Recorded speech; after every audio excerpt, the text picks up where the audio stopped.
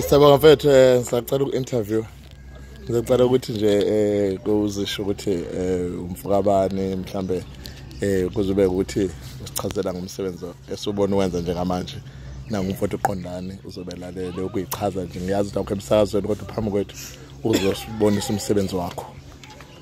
Lona uAsibonge wakwaNdlovu. Umfana osuka le Olundi kwaCesa. La ngisuka khona. Lapha kwezomculo abangaziyo baye bengazi ngencwasimende. Umkitazo wentambo enhlenge njengoba abantu bazi. Umkitazo wentambo nami ngiyakuvuma ya. Kukanjalo nje kanjalo ngathi ngichaza nje kanjalo. Yeah mfethu. Yeah. Indima nomculo unasiphi isifiso onaso soka manje yaphambili. Okuyisifiso sami manje. Bengifisa ukuthi umculo wami uphumelele njengoba abantu bewudinga kakhulu. Ngikwazi ukurekhoda libe necwecwe njengawo wonke amacebo. Mfethu. Amahle amanzi wakho